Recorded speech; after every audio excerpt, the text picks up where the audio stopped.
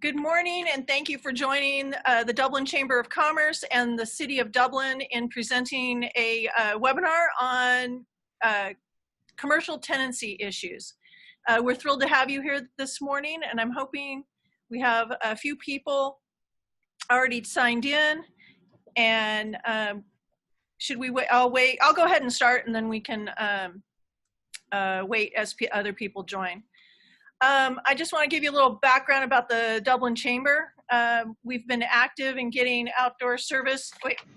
My name is Inge Houston, President and CEO of the Dublin Chamber of Commerce. We're 259 members strong, and my job is to highlight and promote our members in the community.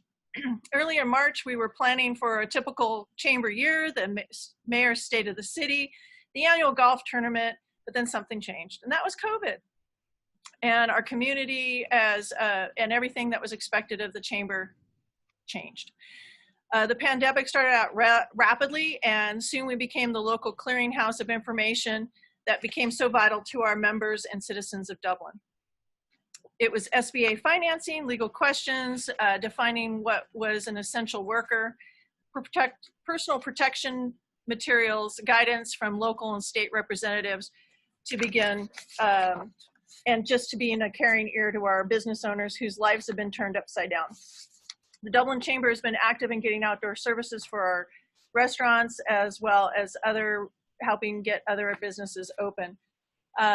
Being part of legislative town halls, I've met with local county officials, highlighting our businesses to our membership and making support calls over the past 6 months. As Governor Newsom manages the various stages, the Chamber has stressed the importance of safety for local businesses as reopening moves ahead. I can say that I can't say it's been fun, but it's been very fulfilling. I've gotten to know my members on a much deeper level and gotten to work with my chamber partners in Pleasanton and Livermore at a very high level. I can say that we are fortunate to have such talented leadership this far, but it's far from over, and I'm confident that better days are ahead of us. Today, I'd like to introduce we have 3 speakers. We have Sean Cottle with Hoge Fenton. He's practiced over 30 years and is well respected by his clients and many others in the business community. His practice is focused on real estate mostly, and commercial real estate, retail, office, and there's a third one. Industrial. Industrial, there we go. And then we have Sblendorio with Hoge Fenton. And he is a mostly real estate attorney, practices many other areas, but mostly real estate, commercial, and financial matters. And he mostly works with negotiating land use entitlements in the Bay Area. And then we have Mark Pleis with Lee and Associates. He's a founding principal of Lee and Associates in Northern California, and he has 30+ years of experience in commercial real estate and professional knowledge throughout the greater Bay Area. And then my partner in economic crime, I guess, is not crime, but economic development is Hazel Wetherford with the City of Dublin. And the Chamber and the City partnered together on our economic development speaker series, which this is one of. And so I'd like to invite Hazel to say a few words.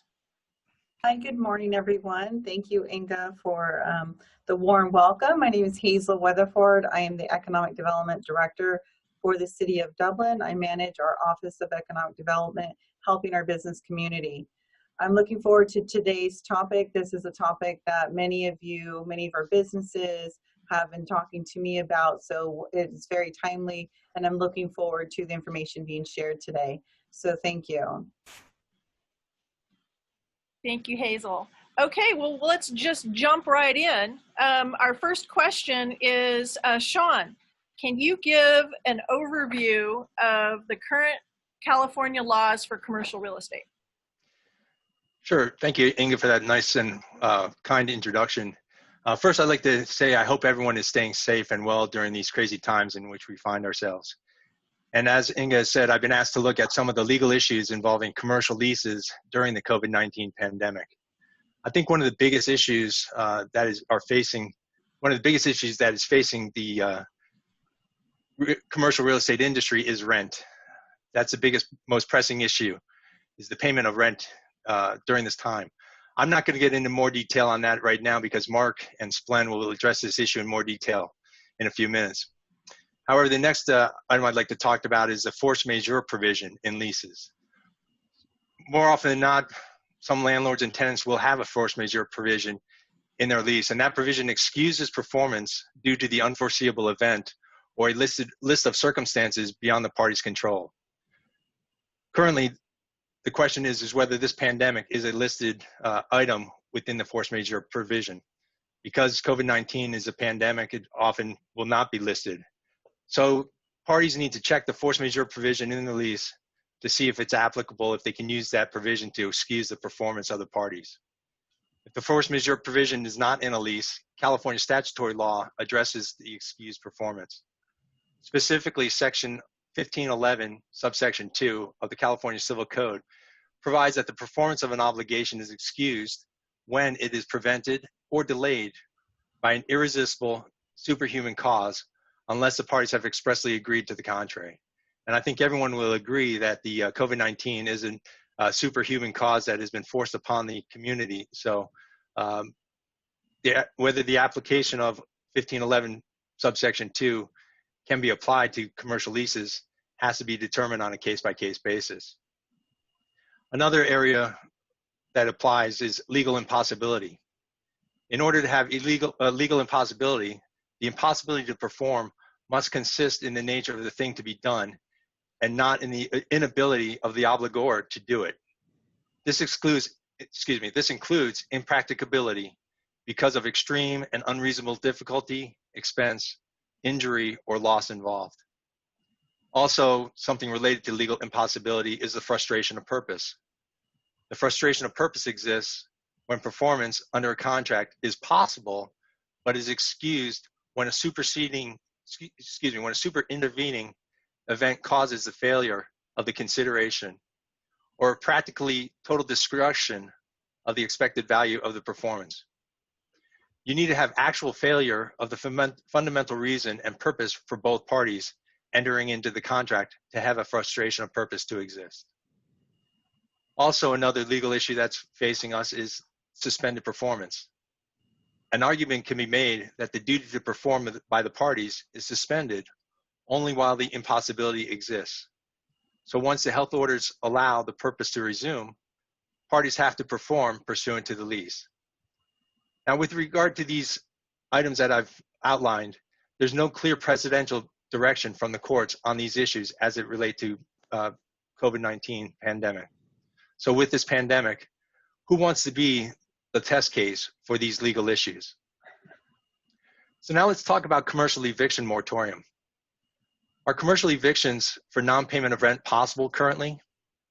Well, the Judicial Council of California, the rulemaking arm of the California court system, issued Emergency Rule Number 1 back in March. The Emergency Rule Number 1 prohibited courts from issuing summonses for unlawful detainer cases.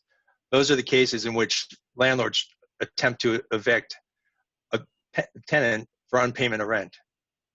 Well, this emergency rule expired on September 1st. With regard to the state of California itself, on September 23rd, Governor Newsom signed an executive order giving local jurisdictions the option to extend the protection for commercial tenants by way of the commercial eviction moratorium through the end of March 2021. So now it's up to the individual cities and counties to extend their moratorium orders if they choose to do so. As for the County of Alameda, as many of you know, the county passed an ordinance in April that imposed a moratorium on evictions for commercial properties in unincorporated parts of the county.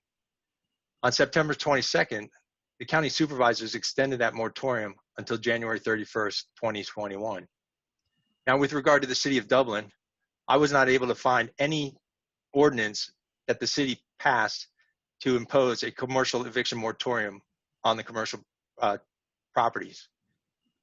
So just to give you an example, on the other hand, the city of Hayward does have a moratorium on commercial evictions, and that was extended by order of the City Council on September 22nd to January 31st, 2021. That moratorium applies to businesses that cannot pay rent due to COVID-19. So although there may be a moratorium on the eviction, there is not a moratorium on the payment of rent. So the rent will have to be paid eventually. Just pursuant to the Hayward's moratorium, that rent will have to be paid within 180 days of the end of moratorium. So for businesses in the City of Dublin, landlords currently can evict commercial tenants, but what result does that achieve? My recommendation is that the parties need to communicate with each other and come to an amicable, mutually beneficial solution for all involved. Back to you, Inge.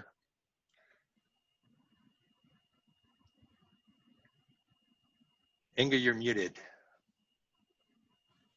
Thank you. You're Thank you, Sean, very much. I'm sure that Sean's presentation will has brought up some questions. You are more than welcome to ask questions in the Q&A section on the bottom of your screen. There's a Q&A. Go ahead and start typing in your questions, and we'll have some Q&A time at the end. Also, before we go on to the next one, I have a quick poll. If hopefully it shows. If everybody could fill that out, that would be great. We'll let that go for, oh wow, you guys are fast. The next question while you're doing the poll is, Mark, would you please give us an update on the current market for commercial real estate and what it looks like right now? Sure. Thanks, Inge, and Sean for a breakdown on that. I get that question quite a bit. I guess I'll start on kind of the big picture of where we are, and where we are is we're in limbo. We're in a kind of utter state of uncharted waters of where is our market going. You could call it, we're in somewhat even a honeymoon, because we really don't know where these markets are going. The office market is very, very slow. There is some shuffling, and what I mean by shuffling is just smaller tenants taking advantage of lease opportunities, or they're just not paying rent, or they're moving out. But the office market and the retail markets have been affected dramatically. Very little activity. Where we do see activity is in the industrial market and kind of the commercial service market, when it comes like auto-related commercial service and anything to do with logistics or e-commerce, that kind of the supply chain is really, really important. So those markets have remained somewhat steady throughout the whole country, actually, not just the greater Bay Area. But our office market is really an unknown until we get through, I think, the election, a vaccine. Just when will people actually go back to work? This will give you a snapshot of what's going on. Just to keep in mind, in the Tri-Valley, the Tri-Valley office market is just under 30 million square feet, which is a tiny office market in comparison to the greater Bay Area. 30 million square feet of office is really not that much. Out of the 30 million square feet, Bishop Ranch actually owns 7.5 million square feet of it. That's 25% of the market. When Bishop Ranch is up and humming and working and people are there on a daily basis pre-COVID, there are 30,000 people working in Bishop Ranch. There are less than 3,000 people going to work in Bishop Ranch today, and they don't see that changing until potentially next June. So that just gives you a snapshot of the unknown of the office market. We don't know what effect it has on rents or anything, how it plays out. And I mean, that's kind of the big picture look of the market. in all product type. The crazy part is we're in this weird time where the stock market's booming. The housing market is booming in the suburbs, but the commercial real estate market is not. We have been in a recession for a quarter plus now, and no one seems to even talk about it. So my message, I guess, is that I think it's going to get worse before it gets better, because I think we're in this kind of state of limbo, or what I call the honeymoon. But that's kind of my overview of the market, Inge, if that kind of helps. What about, you touched on office, what about industrial or retail? So the industrial market is for sure. I mean, industrial and commercial service, I'll say, is fairly stable. I won't say it's growing, but it's fairly stable for sure. That's where all the transactions are being done. People are buying industrial buildings. There's definitely activity in the industrial and commercial service. Anything that has service related businesses are surviving and doing fine. Okay, great. Again, if you have any questions, go ahead and start typing them in so we can get to them. I'm going to go ahead and close the poll. We have 11 responses, 3 landlords and 8 tenants. So you guys kind of know who your audience is. Okay, I'll share the results there.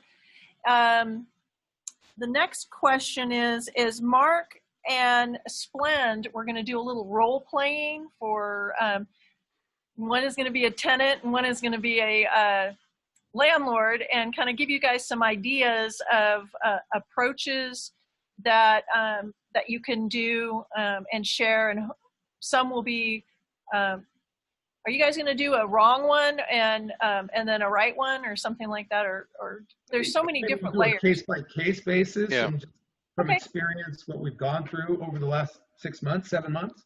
Right. Okay. Well, thank you. Thank you, Inge. Thank you for the kind introduction. And I really appreciate being here. And hopefully what we've got is a lot of Dublin businesses that are doing well or going to be doing well real soon. So that they've either become members of the chamber or they interact with Hazel quite a bit. So Mark, maybe why don't we touch on an office scenario and a retail scenario, and if we have time, we can touch on perhaps maybe like a larger service, like a car dealership or something like that. How does that sound? Okay, so let's do an office. Let's just say, and I'll be the tenant, and I'm a tenant. Let's say I'm a professional service. I'm an accounting firm. Yep. Right. And you're landlord. You represent a landlord who is not necessarily a local, but not a national, with perhaps a loan with a community bank or something like that. Right. And it just so happens, so I come into you and say, look, my people aren't in the office. I mean, yeah, we've got maybe 1 or 2 people coming in, checking the mail, see if we got any checks. I'm trying to get my people to work remotely, but it's tough. I got a young census. They got kids. And I'm down at least 50%. The people I serve are folks, just plain old folks, and some of them are out of work, and some of them, their business aren't doing so well. When this all started, you told me that I could pay 50%, and I appreciate that, but I don't know when this is going to turn around, Mark. Can you help me in any way? I mean, I need some help here. So there's 2 answers to this, and there's probably 2 answers to every scenario. So you have the landlord, that's the big time landlord that has thousands of tenants, and then there's this landlord that you're talking about that's just a local landlord. And the landlord needs to make a decision of how that is managed and how big is his heart or her heart, and deal with it. And I've been in the middle of this quite a bit lately. And the initial thing he's going to say to you, and what they're going to say is, well, why don't you try to sublease your space?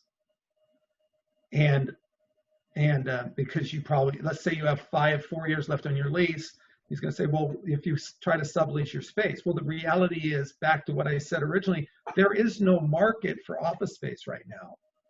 And going to back to even what Sean said, if landlords and tenants can communicate and get along and be able to put it in writing, which is really important, because I have tenants out there that don't have their rent reduction even in writing, which is just not good, but somehow communicate and get it in writing to come to an agreement, either abate the rent or forgive the rent, or reduce the rent. Those are the three options that the landlord will have.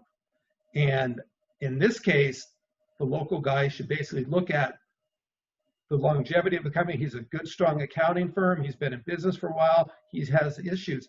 If my advice to him is give him all the time he can to get through COVID. And at some point, he has to start paying rent and somehow put it in writing. Not as easy as it sounds, but that's kind of the play. On the flip side, if it's some large landlord, they have a rule book that they have to stick to. You have to try to sublease it. You have to do this. You have a termination fee. And a lot of the big landlords are not cooperating during COVID like a local landlord would. That's just my experience. I don't know if that answers the question, but yeah, no, great, Mark. And maybe if you don't mind me, then I'll let you pick the scenario. How about if I'm a retail center, and I'm anchored by a grocery store, I'm anchored by a drugstore, and then I've got a bunch of inline tenants. Maybe I've got a nail salon and a yoga studio. Yeah, yoga studio. I've got some fast food restaurants, drive-throughs out on the street. And let's just say that I'm the drugstore. Okay, I'm a national drugstore, and I come to you and say, hey, I'm not doing as well as I thought I could do. I need, I'm a big dog here because I pay a good chunk of the rent for you. Can you do something to help me? What do you say? And what I'll do is I'll run through some of the tenants and see how do you treat them differently. I think that's instructive. How do you treat them differently? It is. So yes, that's a different scenario for sure, because the center is operating, not at full capacity, but is running for sure. And one thing that the larger tenants have done, and this is, I'll say even a Walgreens. Walgreens is already going out and renegotiating leases from day one of COVID. They are requesting for rent relief regardless. All the big tenants are. It's a form letter that the landlords get. And that just becomes kind of, again, a communication where you need to work with them and say, okay, you are open for business, and I know you're understaffed, so is everybody else. And that, in that case, if I'm the landlord, I hold the line and I abate their rent is probably the way. I don't ever walk from the rent, but I abate it. So I either tag it on to the end of the lease, or they could do it in a payment, but I'm not going to forgive the rent at that point. That's probably the typical play in that scenario. How about if we switch roles? How about you you be the tenant? Let's say you're a nail salon in that center, and I have to be the landlord. Let's see how I do. Okay, how do you do it? Make your pitch. Make your pitch to me. Can I get in? Because I've got a scenario after this one with the nail salon. I want to run something by you guys. So after Mark does the nail salon, I'll jump in too. All right. So the nail salon, I can't open for business. I haven't been able to open for business for months. I can't pay rent at all. I am struggling. I want out of my lease. Well, you want out of your lease, and so you haven't opened at all since March. Is that correct? No, correct. Okay. Yep. Okay, you have another 4 years left on your lease. How are you going to? Do you tend to reopen? I can. When we get out of COVID, I'll open. When we get out of, I'll do my best to open when we can. I've lost all my employees. They've all gone. They've moved to Idaho. So let me ask this question. Does Dublin allow for nail salons and barbershops to open and operate out on the sidewalks or in Sblend's parking lot? Could you ask Could you modify your lease and go outside, Mark? It's really hard to do pedicures outside in the parking lot. Yeah, and who wants to cut hair outside? In actuality, you can in Dublin. You can go inside, but I think that's a good point. That's a good point, Sean. It's difficult for some businesses to work outside. Yes, some could, but realistically, do you want to have a pedicure? Do you want to have your hair done sitting outside under a canopy? I don't. I mean, I don't think so. Some people have done it. Yeah. So, but that's good. Okay, that's good. So you hope that you're going to be able to reopen. So the first thing I'm going to do is I'm going to say, well, you need to show me your financials. Yeah. Show me if you're going to share some pain here, I need to understand how much pain you can share, because I have my own responsibilities. I might have a paying drugstore. I might have a paying grocery store, but we all know that they don't pay as much rent in terms of per square foot as what we call the inline tenants. I mean, they might, but they might not, because they're the draw. That's why people go to the center. So I may not be able to make my mortgage just on those two. So I need to make some money, and I don't know if I'm going to be able to get any relief from my bank. So I need you to open up and tell me how much you can do and show me your financials, and then we have a discussion. I'll be honest with you about my needs, and you have to be honest with you about what you really can afford to do. Because saying that I can't pay anything ever, and I need it out of my lease, well, I might as well just let you go and hope that someone else can come in. But I don't want you to do that, because I want you to reopen. So I want to have some sort of shared pain here. Yeah. Great answer, Sblendorio. All right. Well, okay. So go ahead, Mark. You want to throw one at me? Maybe pick something else. Sean's got one. Okay. Yeah, I was going to ask you this one, and in a way, it's in line with the question that's posed in the Q&A. In the Q&A, they use a learning center, but what I was going to use, Sblend, is a karate facility. People may argue that karate is similar to a gym, and some of the health orders across the state and across the county say that gyms can open up at 10% capacity, but because of the karate aspect of it, it's a cardio and aerobic activity, and frankly, the health orders have still said that gyms can open up at 10% so long as they don't participate and there's no cardiovascular or aerobic activity. So whether it's a jazzercise facility, or in my instance, Sblend, I've got CrossFit, karate. I got a dojo, Sblend. So by order, technically, my purpose is being frustrated. There's a legal impossibility for me to open up until there's either a vaccine or the health orders change. So, Sblend, why should I have to pay rent? Because frankly, I can't use the facility, unlike Mark's scenario where he has a nail salon, and under Dublin, as you just said, there's some indoor capacity, whether it's what percentage it is. In my instance, I can't operate. So what do I do then, Sblend? Do I need to pay you rent while I'm shut down? Well, yeah, and it's very similar to maybe my response to the last one, but there is a difference here. The difference is you are shut down. You realistically, you cannot provide the service. I know that I may ask you a question such as, okay, but have you been making any money by doing this in the park? Have you been doing this online, where it's just one person in the studio who's being broadcast on your website? For example, a Peloton type of situation. Where Peloton is, wherever they are in New York, wherever they are, they're sending out classes on their app, and people are exercising at home. Are you making any money off of that? You need to. If you're not, it's okay. Maybe you should consider it. But I want to know if you are bringing any cash in, because again, I've got my own demands, and I want to share some pain. But let's just say you're not. You haven't gotten there. You're not able to. Your clientele isn't of the kind that can do it remotely or virtually. Then I say, well, let's look at your business plan. And look at this is, I think, what is the best practice. It's not necessarily what you see some landlords. You're going to have some landlords are just going to just say no, get out, even though they probably don't have anybody to come in behind, and they probably won't have anybody to come behind for a couple of years. That's the, I think Mark, you probably realize that it's going to be tough to fill space. It's going to be very difficult. But let's just say, landlord has the right to say, no, you got to get out. But I think a more rational landlord is going to make a judgment on the financial ability of this tenant to succeed when he or she can get back into business. And then you figure out what's that look like?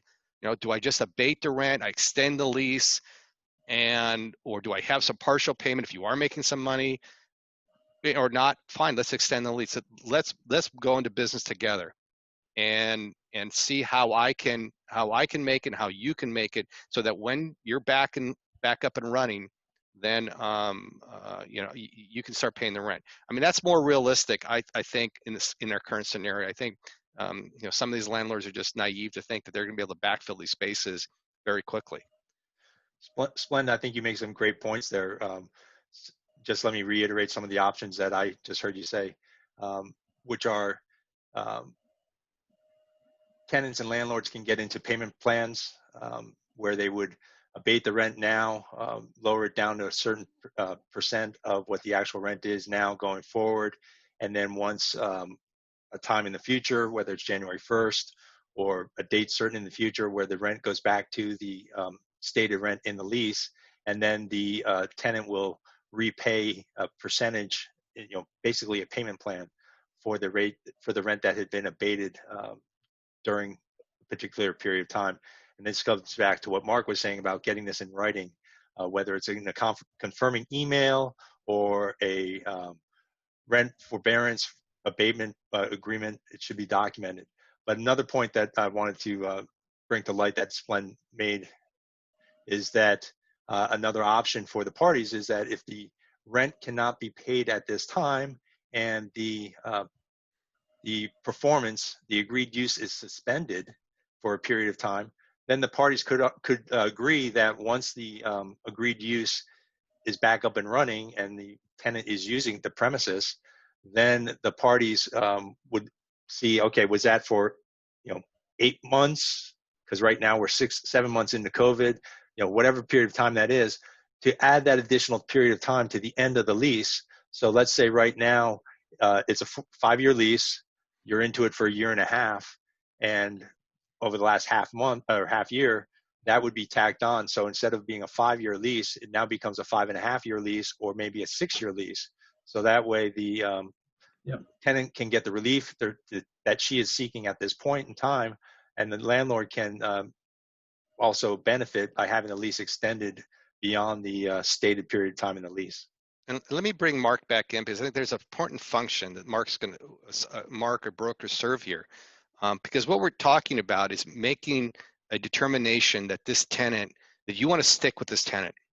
And I think many landlords are hesitant to reevaluate a tenant during the term, because they did it at the beginning. They had their broker help them figure out, is this the right tenant for me? Is this one going to make it? And I mean, it's just a natural tendency, right? You've signed the lease, it's on the shelf, you're just expecting the rent to be paid.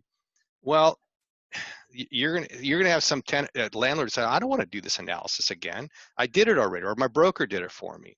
So Mark, I think you have a message, is no, you're gonna have to do it again. You're gonna say, how much money, tenant? Okay, let's just say I give you rent relief, and when you come back next April, you think everything will be fine. How much money are you gonna spend on marketing to reacquire your clientele? I mean, have you budget? You're gonna do that thought process, aren't you, Mark? Yeah, for sure. I mean, it's the landlord is being incredibly naive. He's not going to go back and reevaluate their financials and look at their ability to get back up and running and operating.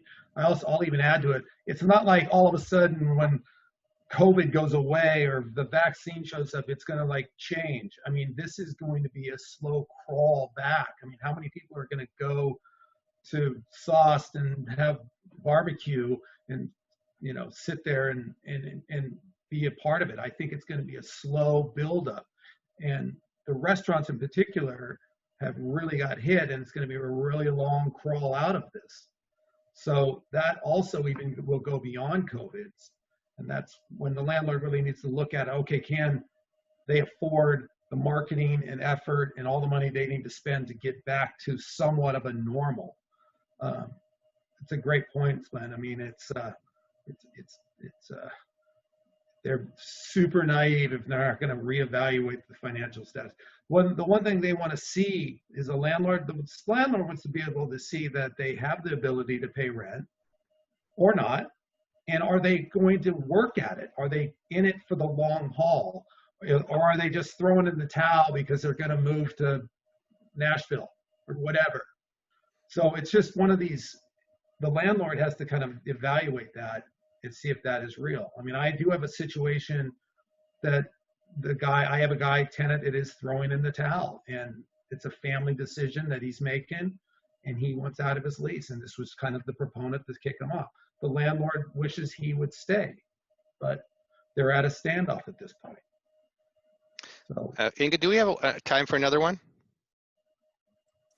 We have a couple of questions, and we have somebody that has their hand raised as well. Okay. Well, But speaking on this, I wanted to see, what should tenants be looking for in their lease when they're going to talk to their property owners? Are all leases the same? I'm sure not. They're all different. Exactly. Anything in particular that they should be looking at? So first of all, I want to and we talked about this yesterday, you guys. If you have a really good relationship with your lawyer, and that's a simple question, to ask your lawyer a question about your lease, that's great. If you don't have a lawyer that you can just ask a question of, then you need to go to a broker and basically ask their opinion, and hopefully a broker that's in the market, that works in the specialty area that you're in, whatever it is, retail, office, you get an office broker, a retail broker, whatever it is, you go to your broker, and can that broker help negotiate whatever it is to negotiate? Does that person have a relationship with the landlord? It goes a long way. And the one thing that happens, and sorry, Sblend and Sean, is landlords aren't too excited about getting lawyered up by getting a letter from a lawyer out of the blocks. That's one thing that a landlord is like, well, now I have to get a lawyer. And so it's a lot softer to go to the broker first and try to work it through a broker relationship versus lawyering up. Just throwing that on the table, you two. Well, I have over the years, I mean, pretty much, done a lot of landlord representation. If I'm representing the tenant, I actually resist having my face known because of that reason. And I'll tell you a different reason also. If the tenant comes to me and says, can you just help me understand what's in the lease, what's not in the lease? And I'll say, okay, yeah, let's do that. But you should go out there first on your own, or go there with your broker. Make that, don't lawyer up right away. But you should understand what you've got. That's a good use of funds. Because if I'm the landlord and I get a letter from the lawyer, you know what my thought is? Well, if this guy can afford an expensive lawyer, then he or she can afford to pay me rent. Yes. That's my reaction. Did that answer your question, Hazel? I'm not sure if it totally did. Well, No, if you want, let me take a minute or two to just answer the question, just from a 30,000 foot level of what a tenant should look for in their lease agreement. A couple things. Again, as I mentioned in my introductory comments, look and see if there is a force majeure provision in the contract. Does your commercial lease have that force majeure provision in there? And if it does, what does that force majeure provision say? What does it list as the excusable? What events does it list to excuse performance? Number one. Number two, agreed use. What is the agreed use in your lease? And that's if it's an AIR form, that's under paragraph 1.9, as well as described in paragraph 6 about the agreed use. And the question is my agreed use narrowly defined and prohibited under the health order, or is it broader, and can I do some more additional things, in addition to karate studio? Can I bring in people and start doing other activity in my space, as Sblend alluded to earlier, about maybe changing your business model, changing your business plan, as well as look for other provisions in rent about rent abatement and how that happens. So those are some of the general provisions to look for that would be applicable with regard to the rent issue in this COVID-19 time frame. Great, So thank you. Mark, there's a question out there that someone is posing, and I just saw that. comes to the market, and I'll ask this question: what do you think is going to happen with the market? Is there going to be an adjustment in the market because we were on a 12-year trajectory with prices and things like that? What's your prediction? They specifically ask about retail, and that's probably the hardest one to really get my arms around, because I mean, I have a picture of walking through the Sun Valley Mall that for 100 yards there's not a single soul in the mall, and it's 2 o'clock in the afternoon, and I just can't get my arms around what retail comes back. I do know that service, like the Starbucks and the Pete's and the drive-throughs and the service and the food are going to come back much faster than the other typical retailers, and it's a different world. I in theory, because of vacancy, rents will go down because we're going to have a massive vacancy. Like I said early in the beginning, I said that I think times are going to get worse before they get better, because we're going to realize what has just happened to us over the last, what will be year plus. So I do think that rents will go down in office, retail, but not in industrial or commercial service. I just don't see that going down. What if in a lease, in a current lease, will you be able to renegotiate your rent to a current market? I mean, that's under an option. If you have an option, you go to fair market value, assuming you have an option at fair market value. But a lease is a living document. It has a life. It's not a negotiable document per se under the way leases are written. And so not if you're bound by that lease. The landlord and the tenant would have to agree to amend that lease. But in theory, no, the lease is the lease. It lives.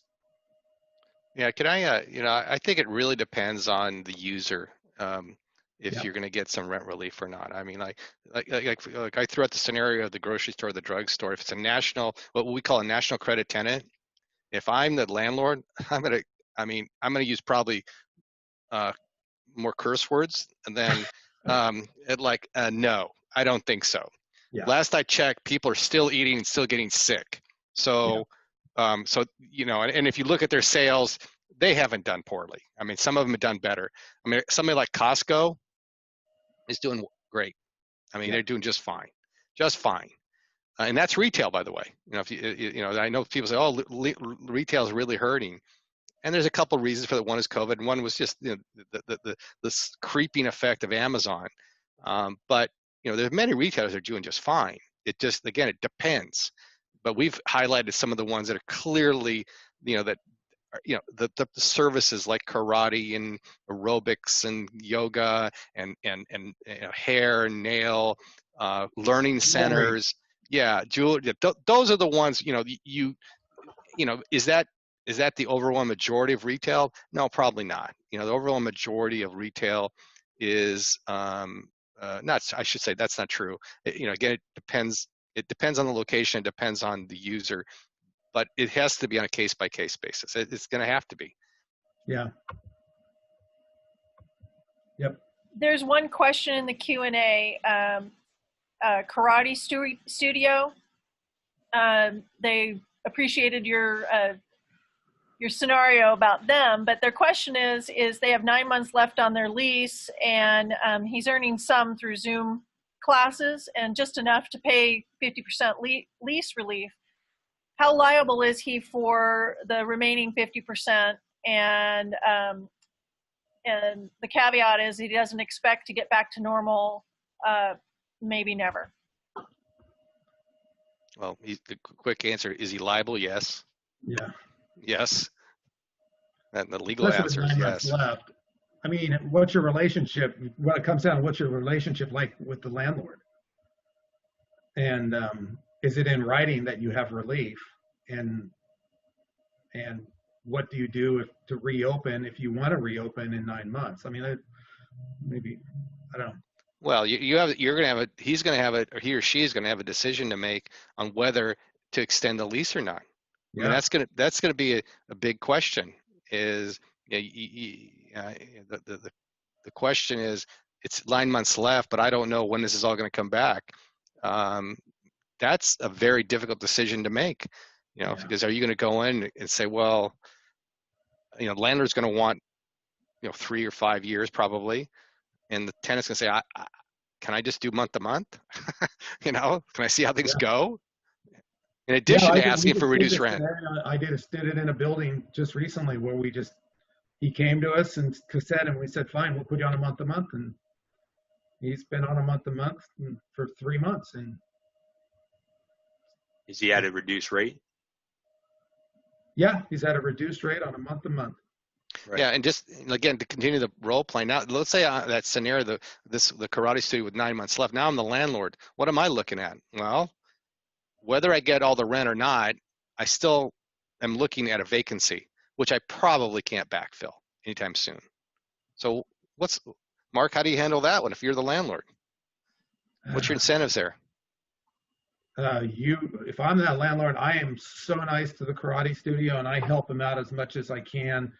And basically give them a long leash and say, well, if you want to exercise your option, I'll wait till, I won't do the typical 6-month notice. I'll wait till the final month because nothing truly is going to change. Yeah. And you just say, hopefully you can get back and running. What can I do to help you? That's if I'm a good landlord. That's what I do. Help him. Yeah, I agree. Well, at this point, we were going to open up to Q&A, and we've answered a few questions. Does anybody have other questions they'd like to ask from our panel? There's a question. Someone just posed a question in there that I thought that I was going to raise, and that was with the City of Dublin, and Inge or Hazel or Sblend, Mark, you guys are over there. My question is, why hasn't the City of Dublin addressed a commercial eviction moratorium? And they're not getting help from the county because the county's commercial eviction moratorium only applies to unincorporated, and Dublin's an incorporated city. So why hasn't the city council in Dublin stepped up to help the tenants in the commercial context? Well, so I've read what the Q&A. I won't tell. I don't know if we can see who the identity is. I know who it is. He said who he is. He said who he is. He said he's the vice mayor. He's the vice mayor. So the question is, why hasn't the city council considered imposing a commercial moratorium? That's a good question. I mean, there's going to be some reasons to do it, and there's a lot of reasons not to do it. I mean, obviously, the reasons not to do it, well, let the market decide what happens, right? That's the kind of the easy answer.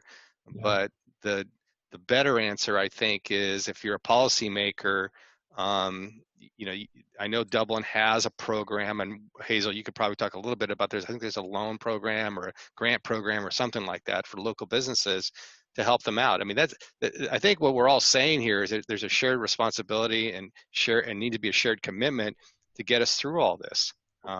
This is impacting a good chunk of people, one way or another. And if I'm a policymaker, I want to encourage as much as possible that cities and the policymakers say the same things we're saying, which is, you know what?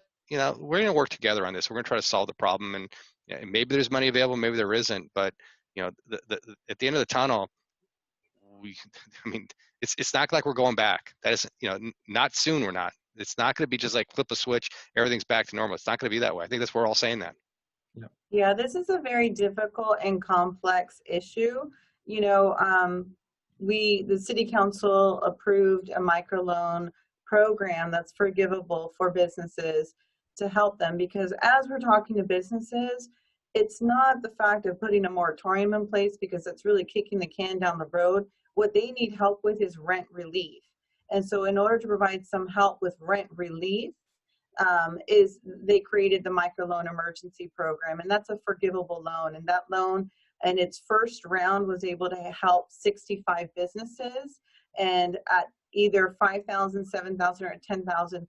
That's just, I know, just a drop in the bucket, but it's some help, some relief that the city council has helped the business community. Just like Sblend, you said, it is a shared responsibility. And then after that, we're now in phase 2, where the city is using some of the federal CARES Act money to go back and help additional businesses that didn't get help the first round because we ran out of funding. So we were really trying to get creative and look at what could we do. And that's one of the solutions that we've done. And in addition to that, about the eviction moratorium, that has come up at the council level. And at that time, when that came up a few months ago, that wasn't something we were hearing from the business community. I talk to a lot of people every single day, and that's not something I've heard.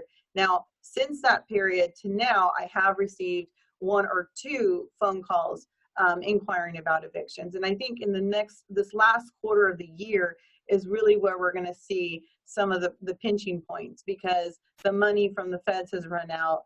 People's personal savings money probably has run out. So these next 3 months are going to be critical. But again, moratorium is just putting a pause. Like, as you guys mentioned earlier, these tenants are going to still be liable for the rent. And so really what they need is rent relief.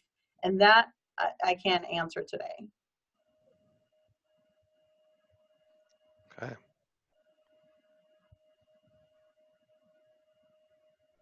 So Inge will hand it back I over couldn't to you. unmute myself. I'm just typing in my contact information. I think that if Sean, Mark, Sblend, and Hazel could type in your contact information into the chat, then people can reach out to you if they have any specific questions. So I'll give you a little time to do this after. I think we just have any more questions from our participants. Look, I have a chant. I would like to weigh in anonymously. I'm a landlord with 10 office use tenants. I have worked out an accommodation with whoever needs it. Seems this is the only logical thing to do. Oh, it's scrolled away, hold up. As in essentially we are all on the same side. So that's yay for the people who are with this landlord. I mean, that sounds. I mean, that's what we've been saying. That's a smart landlord. That's a smart landlord. That right? is a great landlord. You know, that landlord has looked up, seen what's on the horizon, and goes, I got to work out things. You know, because the other side of the horizon doesn't look too good. Yeah, unfortunately, we don't always see that. As I talk to a lot of tenants, like daily, not all landlords are like that. So, kudos to that landlord. Yeah, that's great. Great job. You're an example. Yep. Now, would there be any reason when a landlord could not be so participative, so tenants understand, because landlords have their own struggles and needs?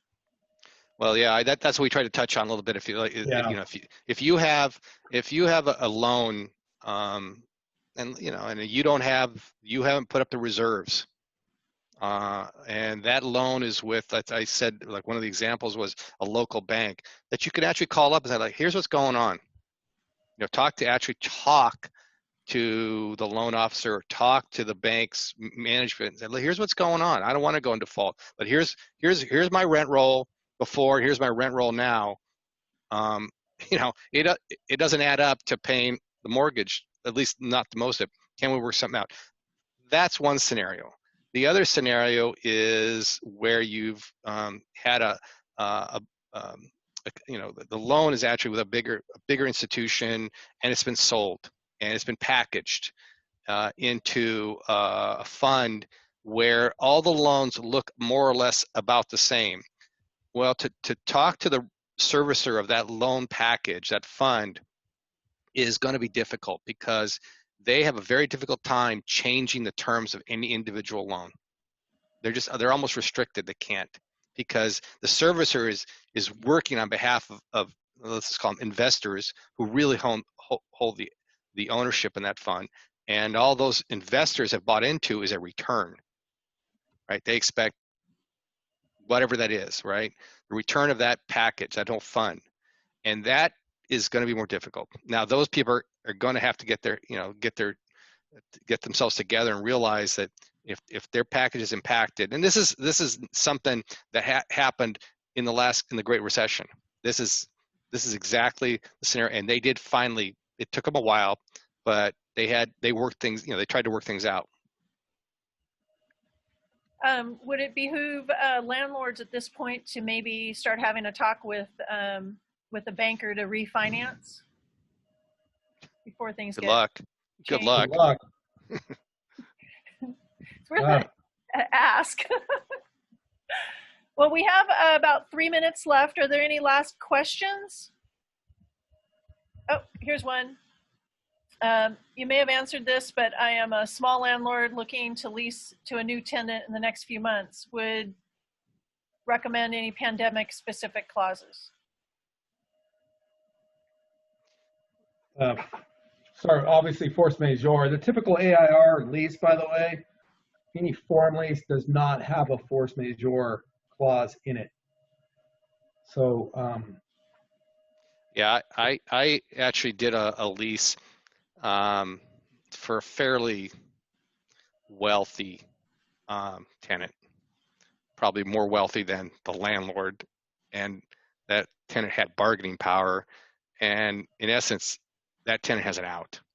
If the pandemic continues or gets worse or a new one, in fact, the way it was written was anything like this again, that tenant has an out.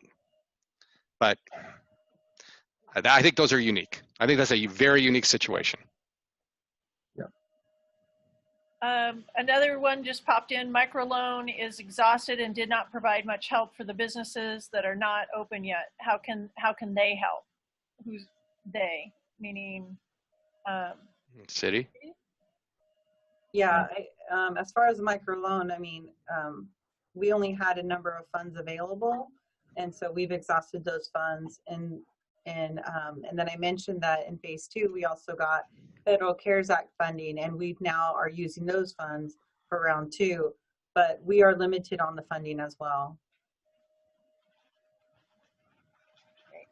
Talk to your representatives, talk to your state legislators to see what the state can do and what the federal government can do. And I think everyone is on hold for the next 33 days to see what happens on November 3rd, as well as what's going to happen on January 20th. So I predict right now there's going to be a pause on funding for the next for sure 100 days until we get past January 20th. Agreed, 100%. I mean, there is the discussion about more of the heirs loans the SBA has, but that's not going to change until after January either. Yeah, and we didn't, of course, we didn't touch on residential, but there is. I've done a few transactions for multifamily apartment complexes in the last 6 months, and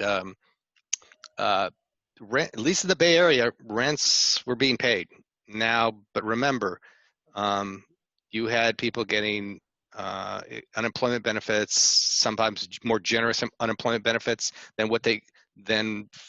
In fact, far better than the minimum wage. If you wanted to go work at a fast food place, you're better off just to be on unemployment. Well, we all know the unemployment that those benefits, the extra $600 went away. And unless the state keeps continuing them, then they may go away for some people. So there's been a big concern in the multifamily world that when are the non-payment, the delinquency is going to go up. And if that happens, in terms of, that's going to impact value, it's going to impact perhaps our homeless crisis. And so there's a reason why problem solving is going to be tantamount here. So Well, we are over time. So before we close, Hazel, do you have any words that you'd like to share? I just wanted to thank our panelists today. I know this is, like I mentioned earlier, a timely topic. I also put in the chat a link to our Dublin business brief. We use that as an avenue to communicate with all of our businesses so that they get timely information on what's going on at the county and at the state level, any type of resources, both publicly or privately. I know a lot of corporate businesses have stepped in to do grants or programs to help our small business community. So just keep in mind to subscribe and feel free to give me a call if you have any questions at all.